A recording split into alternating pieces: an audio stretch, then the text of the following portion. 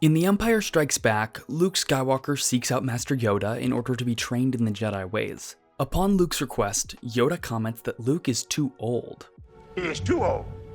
Too old to begin the training. And for years, even in the old expanded universe, that idea that one is too old to be trained as a Jedi is not really brought up again. Years later, however, The Phantom Menace revealed that Jedi are actually inducted into the Order at an incredibly young age. And again, there's a comment that someone is too old to begin their training, but this time it's Anakin Skywalker at only 9 years old. He's too old. Versus Luke's 22. Further expansion on the idea that Jedi are taken into the Order as toddlers or even infants has caused many to ask the question, do the Jedi steal children? Is it right that they induct new members so early? One Star Wars story from 2002 dove deep into this, with a child wrongly taken from her mother, and the media outrage that followed. And we'll get to that story soon. First, though, some more recent events.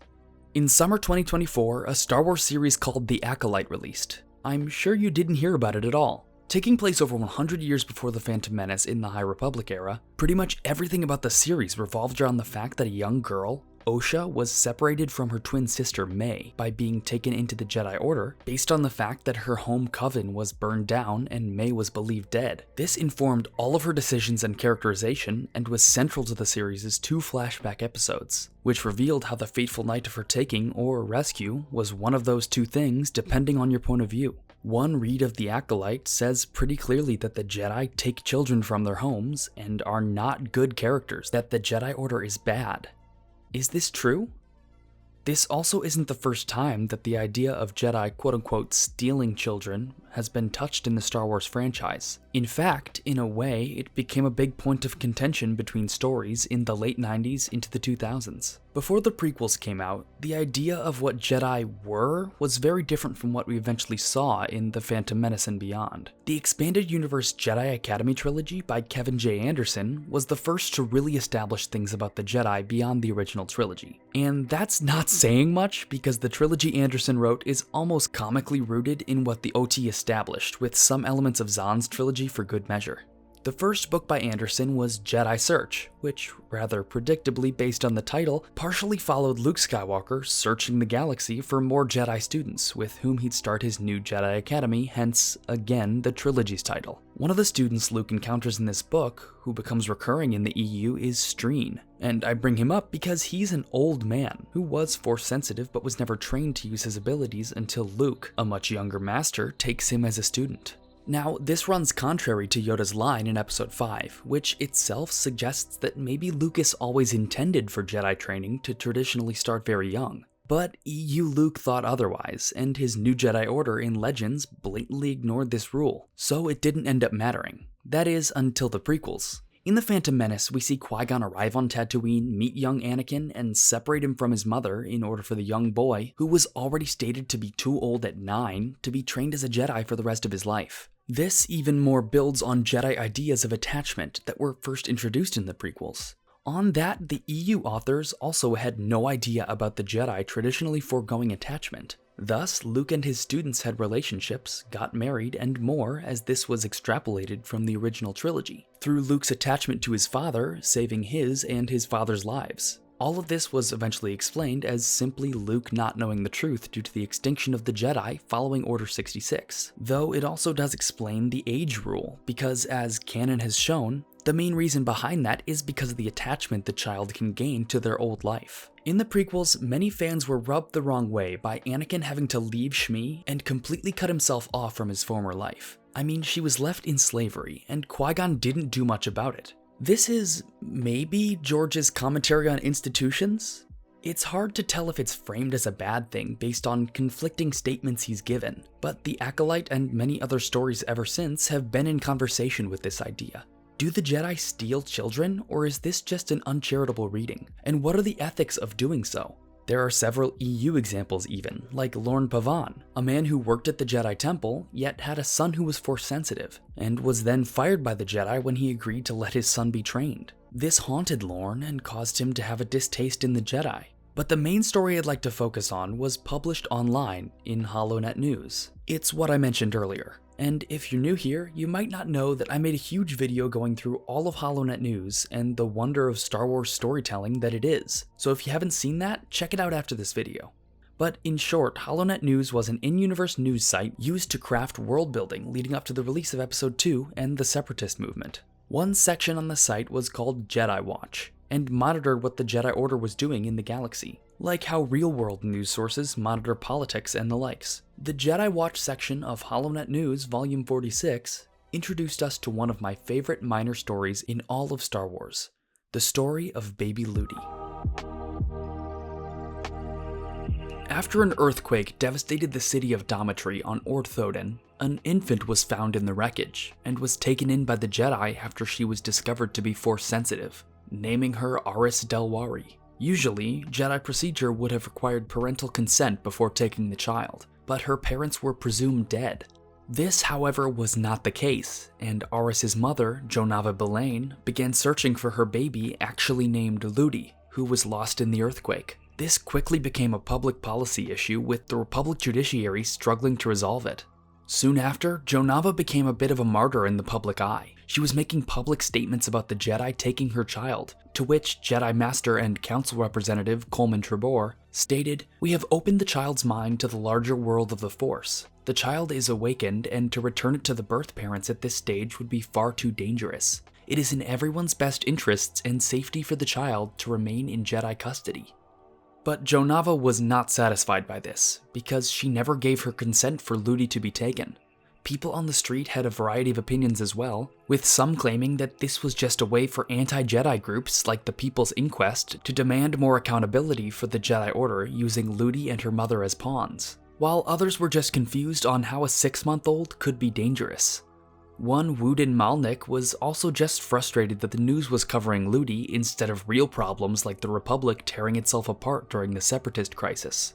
Activism in support of Ludi was on the streets, but also on the HoloNet, as university student activists began flooding the University of Coruscant's datanet hubs with quadrillions of holographic images of Ludi using automatic slicing programs. These were practically memes, with some even including the caption, "I'd rather be with Mom than Mace," in reference to Master Windu. Take a seat, young Skywalker. Soon after, Jonava was even invited to be on the Eriadu-based talk show Essence, where a full-hour holo program was produced, investigating if the Jedi really are kidnapping children for indoctrination purposes. Reflecting the circuses that usually accompany media fiascos like this, Volume 49 of HoloNet News even confirmed that a Baby Ludi feature film was in the works. Other places like Alsakan and the Minos Cluster also had marches and demonstrations, raising funds for the freedom of baby Ludi. On the talk show Essence, Jonava broke down into tears while pleading for the council to return her child. She's quoted as saying, "When I was lying in that hospital bed, unable to move, the only thing that kept me going, the thing that made me better was knowing she was out there, somewhere asking for her mother." Quickly and interestingly though, the talk show took a hard right turn and began revealing the simmering anti-Jedi sentiment in the galaxy. Thrinka Patanet, leader of the populist People's Inquest Jedi Accountability Watch Group, spoke on this. "Let's look at it this way. Say I were to tell you about a group of mystics on some planet who routinely snatch children away from their mothers, their fathers, tearing apart families. They take these children into their care, strip them of identity, maybe even give them new names. They then cut their hair to all look the same and make them wear the same clothes, and live by an impossibly strict code that only serves to further their order. Sounds like a cult, doesn't it? Well, it's a cult that we as taxpayers subsidize. A cult that we empower to determine who's right and who's wrong in the galaxy. And according to them, a mother's love is wrong," said Potanet. Over 25 billion people watched this broadcast. Soon after, a mob of university students attempted to infiltrate the Jedi Temple, reaching the second atrium lobby and defacing and vandalizing the temple as they went. The phrases "Brood Snatchers," "Baby Ludi wants her mom," "Justice, Peace, and Kidnappings," and logos of the People's Inquest movement were all graffitied on the walls of the temple, until the students were stopped by Jedi Masters Plo Koon and Ki Adimundi, as Master Plo mind-tricked them into leaving. In response to this, Jonava's spokesperson, again Thrinka Petanet, continued to double down, saluting those who broke into, infiltrated, and vandalized the historical building, telling them to be vigilant. She even quotes Who Watches the Watchmen, stating rather clearly she believes the people's power needs to check that of the Jedi.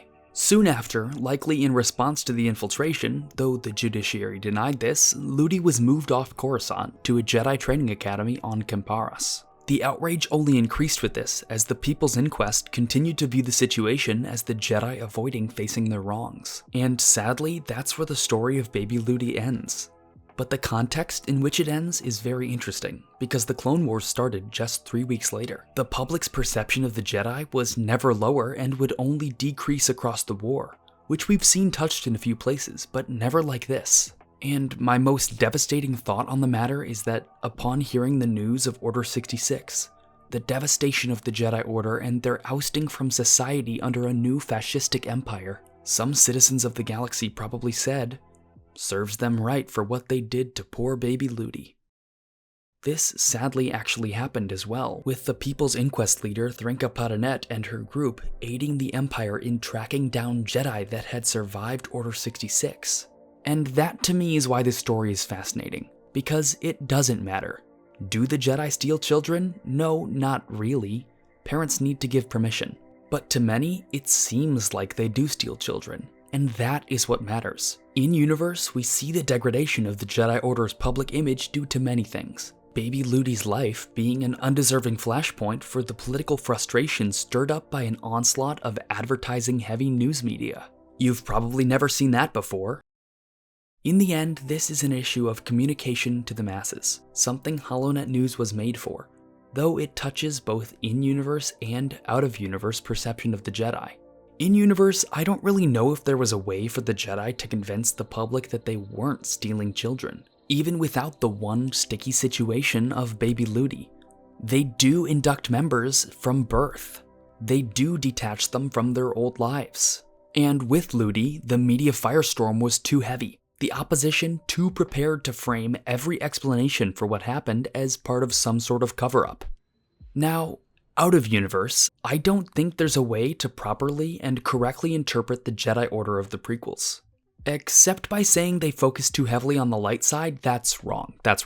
But based on genuine reads of the Jedi Order in the prequels, some fans will inevitably come out saying the Jedi are a corrupt organization that steals children. Completely separated from the EU or any other Star Wars content, an earnest read of the prequels could tell someone that. In a way, little Aris Delwari highlights everything that's wrong with viewing incredibly complicated and storied issues in a black or white way. Some situations are legitimately complicated and require extensive thought without a simple answer. But those in power or seeking it will use these complicated issues to gain ground for their agenda or to suppress those that they're against. From polarization, conflict arises, and atrocities and injustices are justified through stories like Ludi's. Powerful media influences powerful pockets just trying to protect our children. A noble statement?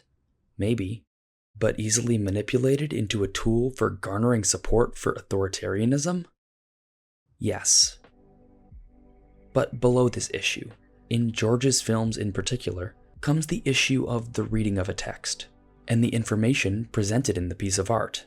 Thinking of it this way, as ambiguous, complicated situations with no clear answers, is it any question that 2 decades after George's complex and morally gray depiction of the Jedi Order, we would receive canon reads of the Jedi Order like that of the Acolyte and Master Soul?